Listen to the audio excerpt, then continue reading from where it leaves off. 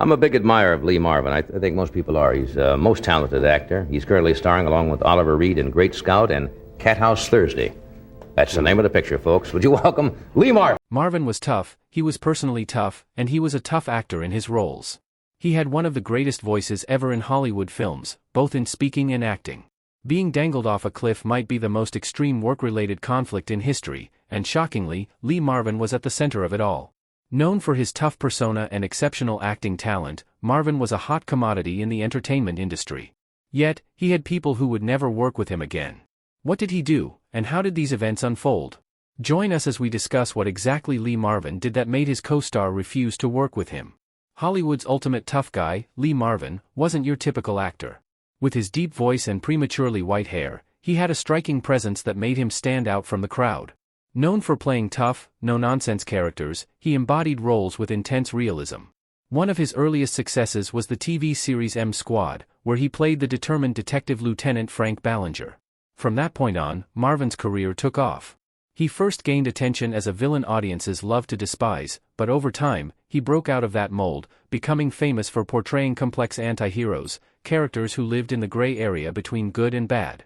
Marvin's roles in movies like The Dirty Dozen and Point Blank featured his rugged charisma and intense screen presence. In The Dirty Dozen, he played a gruff major tasked with leading a team of misfit soldiers on a dangerous mission, cementing his status as a leading man. But Marvin wasn't just about action and grit. In the comedy Cat Ballou, he surprised everyone by playing two very different roles, a washed-up drunken gunslinger and a cunning outlaw. His hilarious and unforgettable performance won him an Academy Award for Best Actor, as well as other prestigious awards like the Golden Globe and BAFTA.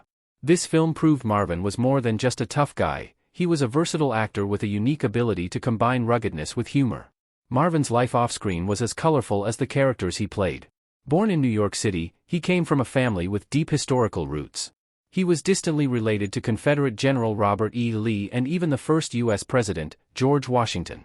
Despite this impressive lineage, Marvin's childhood was far from glamorous. He had little interest in school and often found himself in trouble. While other kids focused on their studies, Marvin preferred to spend his time outdoors. Growing up in Florida, he loved hunting deer, wild turkeys, and even bobcats in the uncharted Everglades. These early experiences gave him a love for adventure and a toughness that would later define his acting style. Marvin's rebellious nature didn't make him an ideal student. He was expelled from several schools for skipping classes, smoking, and getting into fights. Eventually, he attended Peekskill Military Academy in New York, where he began to learn discipline. Later, he enrolled at St. Leo College Preparatory School in Florida, where he started to think more seriously about his future. These formative experiences shaped Marvin's career in unexpected ways. His natural toughness, refined during his wild childhood, made him believable in tough roles, but he also brought humor and vulnerability to his characters. Whether he was playing a soldier, a hitman, or a cowboy, Marvin brought authenticity and talent to every performance. He wasn't just an actor, he was a larger-than-life personality whose legacy continues to inspire audiences today. Despite his rebellious nature while growing up, he turned out to be an accountable person. On August 12, 1942, Marvin enlisted in the United States Marine Corps. Although he started as a quartermaster, his role soon turned extraordinary.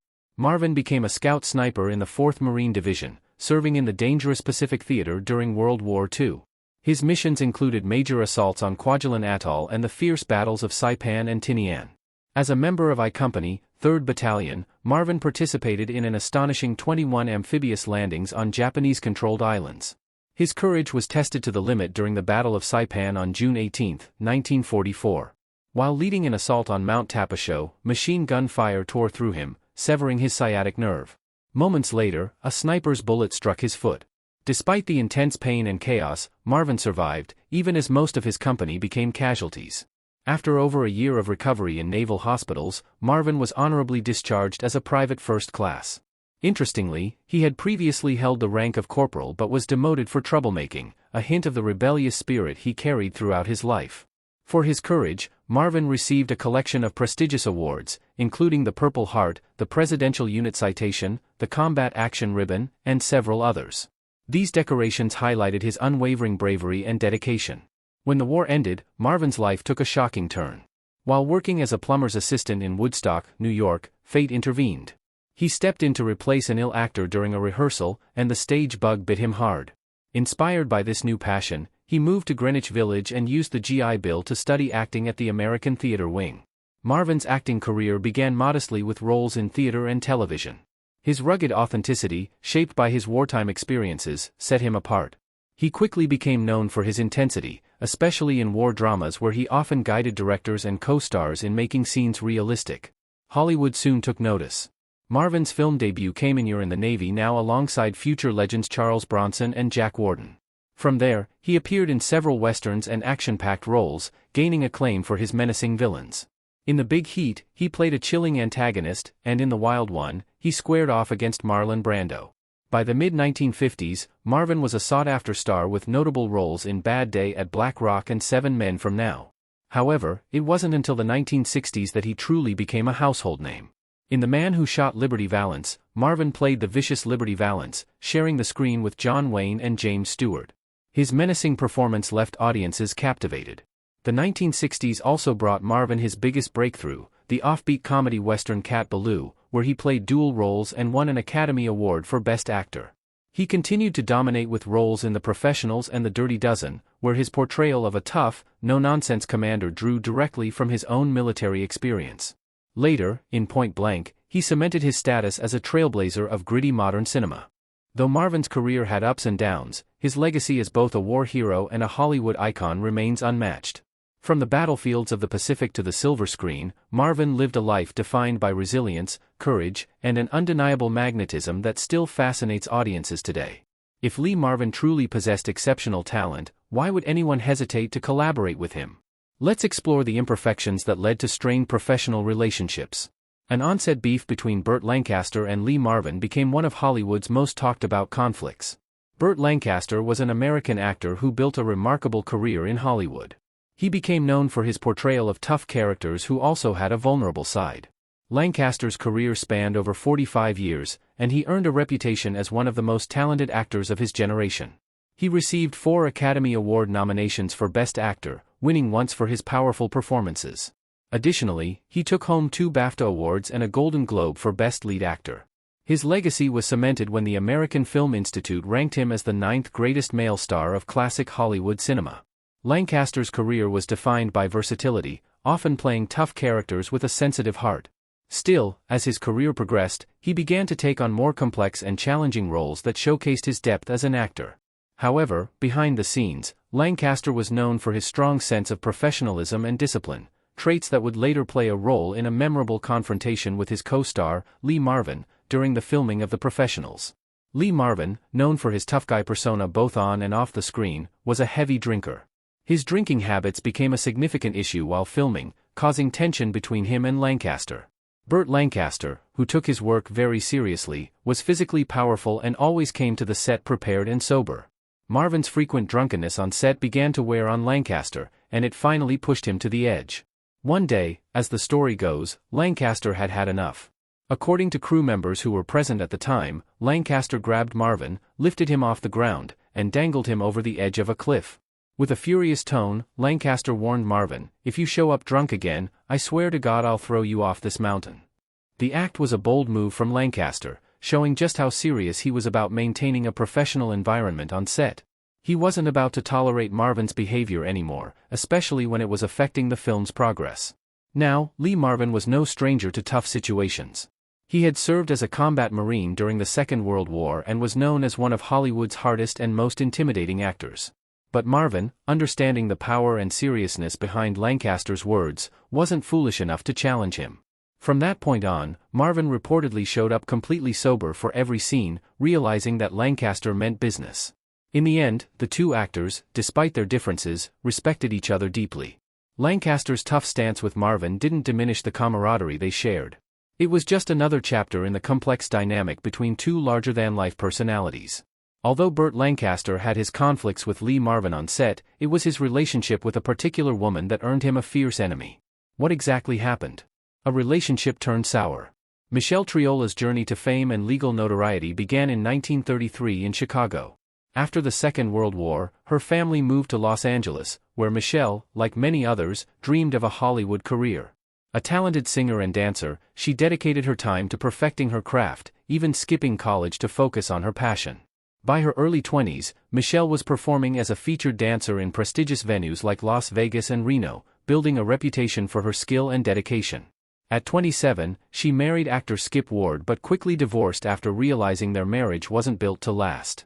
Determined to make a name for herself, Michelle spent a year performing in European nightclubs, earning substantial pay before returning to Hollywood in 1964.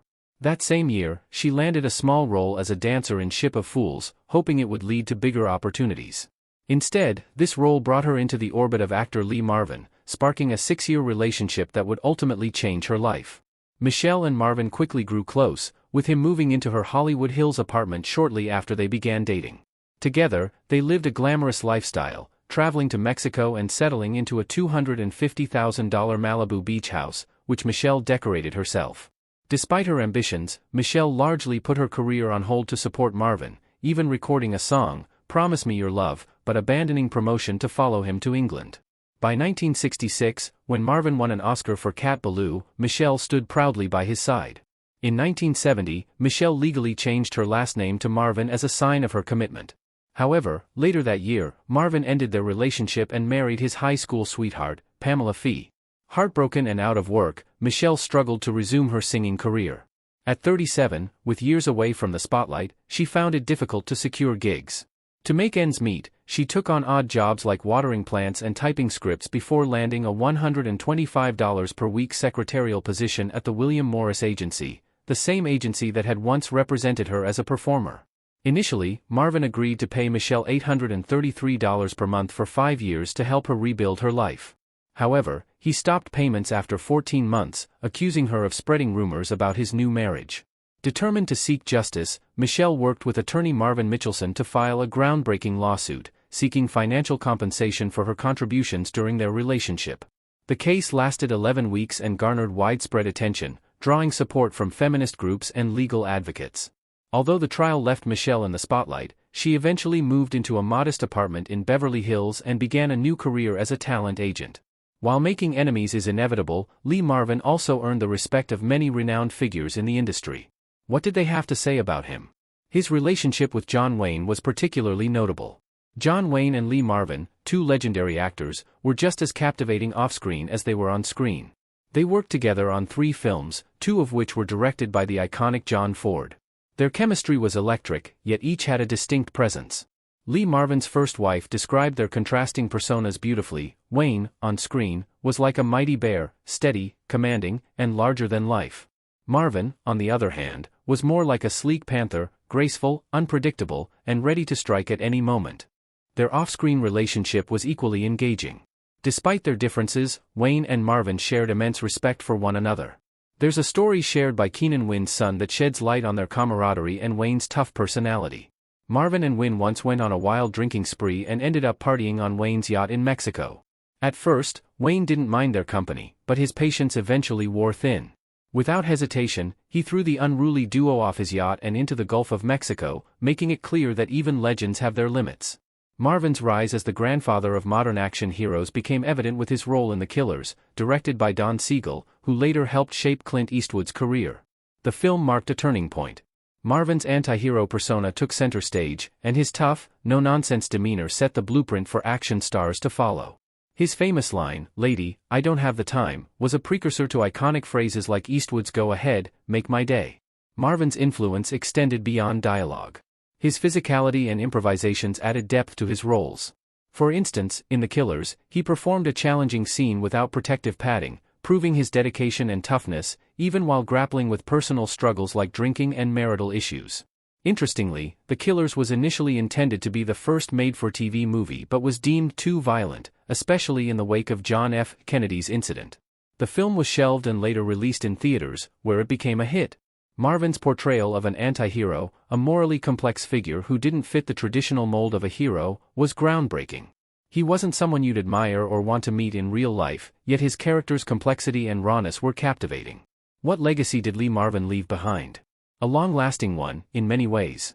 Marvin's legacy paved the way for modern action heroes. From Charles Bronson in Death Wish to Robert De Niro in Taxi Driver, elements of Marvin's influence can be seen in their performances. His work in The Killers was ahead of its time, redefining the anti-hero archetype and leaving a lasting mark on cinema. Marvin, as John and Dwayne discussed, embodied the archetype of an anti-hero, a character who walked his own path, often disregarding societal norms or moral expectations. His roles often reflected this, whether playing a killer with his own code or a soldier struggling with the horrors of war. Marvin brought authenticity. Dwayne pointed out the influence of the killers on filmmakers like Quentin Tarantino, whose signature dialogue mirrored the casual, sharp exchanges between Marvin and his co-stars in that film. Despite its modest budget, the movie has gained recognition over the years, proving its enduring impact. In their discussion, John and Dwayne talked about Marvin's personal beliefs and politics, which were far from the on-screen personas that fans sometimes confused with his real-life identity. Unlike John Wayne's conservative leanings, Marvin was more liberal, advocating for progressive causes like women's rights and even gay rights, uncommon for his generation. However, he also held strong opinions on certain issues, such as gun ownership, shaped by his experiences and the history he witnessed. His nuanced stance reveals a man who could not be boxed into simple labels. Marvin's collaborations with director Robert Aldrich showcased a shared work ethic, focused, no-nonsense, and efficient. Films like The Dirty Dozen and Emperor of the North were the result of this alignment. Marvin's disdain for overanalyzing roles and his rejection of method acting didn't hinder his ability to work with some of the best in the industry, including Marlon Brando. Their mutual respect defied the supposed rivalry, with Marvin even recounting a humorous moment when Brando babysat for him. One of Marvin's proudest works, Hell in the Pacific, a film I greatly admire, showed his views on war and human conflict. Despite the film's lack of commercial success, Marvin cherished its message and the opportunity to work with Toshiro Mifune, whom he greatly admired. Their collaboration overcame language barriers, relying on mutual respect and professional chemistry. This film, though challenging to create due to its international production crew and communication difficulties, remained dear to Marvin. Perhaps the most telling story about Marvin was how he championed John Boorman during the making of Point Blank. Despite his newfound stardom, Marvin handed over complete creative control to the relatively inexperienced director, showing his trust and belief in Boorman's vision. It's a gesture that few stars of his stature would have made, cementing his legacy not just as a talented actor but as a generous and collaborative artist. While discussing fascinating tidbits about Lee Marvin, John brought up an unexpected topic: Lee's deep love for blues music. Dwayne, clearly excited, agreed, saying that discovering this passion was a delightful surprise for him too. It turned out that nearly everyone Dwayne interviewed had stories about Lee playing his cherished blues records for them. This love for blues wasn't something widely known, making it a hidden gem of Lee's personality. When asked about Lee's favorite musicians, Dwayne shared an amusing anecdote from Lee's honeymoon. According to Lee's wife, Betty, he packed not just his fishing tackle but also his beloved blues records. Icons like Robert Johnson and Blind Lemon Jefferson were among his favorites. Lee's son, Christopher, added an intriguing tale of his father hopping freight trains as a young man, even claiming he once shared a ride with Blind Lemon Jefferson. Dwayne admitted he found this a bit hard to believe since Jefferson passed away in the late 1920s, but it shows Lee's love for blues culture. His passion for music extended beyond blues. Dwayne recounted a story from Lee's time on M Squad. In its first season, the show's music was bland, but once Lee became a producer, he brought in Count Basie to compose a lively jazz score. The new soundtrack was a hit, selling out quickly, and Lee himself wrote the album's liner notes. Christopher also revealed that Lee appreciated rock musicians with blues influences, including artists from the British Invasion and Jimi Hendrix. The conversation then turned to Lee's unique legacy. Dwayne described the Sons of Lee Marvin, a secretive group started by filmmaker Jim Jarmusch. Members, including Tom Waits and Nick Cage, were not only Lee Marvin fans but also shared a resemblance to the actor. Dwayne found this tribute unlike any other fan group dedicated to iconic stars like John Wayne or Marilyn Monroe. He marveled at how Lee's rugged individuality continued to inspire creative minds long after his passing. John then changed the topic, mentioning Lee's on-screen and off-screen chemistry with Angie Dickinson. Dwayne shared that a bartender who often saw them together noticed a special connection between the two. Angie, however, felt that Lee's shyness around women might have held him back from expressing his feelings fully. She admitted she was flattered by the idea, wondering what might have been if Lee had been more open about his emotions. As the conversation progressed into Lee's film career, Dwayne highlighted his preference for roles that emphasized grit and darkness over romance. Unlike many actors, Lee consistently portrayed tough, mysterious characters with violent pasts, steering clear of conventional romantic leads. Dwayne admired how Lee stayed true to this image throughout his career. Finally, the discussion touched on Lee's Academy Award for Cat Ballou. For the best performance by an actor in 1965, the nominees are Oscar Werner in Ship of Fools, Richard Burton in The Spy Who Came in from the Cold, Rod Steiger in The Pawnbroker, Laurence Olivier in Othello, and Lee Marvin in Cat Ballou. And the winner is Lee Marvin in Cat Ballou. While both John and Dwayne acknowledged it wasn't Lee's best performance, they agreed the award likely honored his entire body of work. Dwayne shared a humorous story about Lee jokingly threatening to trip Rod Steiger, a fellow nominee, if he won the Oscar instead. When Lee won, his acceptance speech was famously short, quipping that half the award belonged to a horse. Later that night, Lee spotted Steiger in tears at a red light and playfully tapped on his car window with the Oscar, showcasing his mischievous sense of humor. In the end, Dwayne praised Lee Marvin as a unique icon whose legacy lives on in unexpected ways. What do you think of Lee Marvin's personality? Did Burt Lancaster truly threaten to throw Marvin down a cliff? Share your thoughts with us in the comments section. Remember to like, share, and subscribe for more. Also, click the next video showing on your screen, you will enjoy it.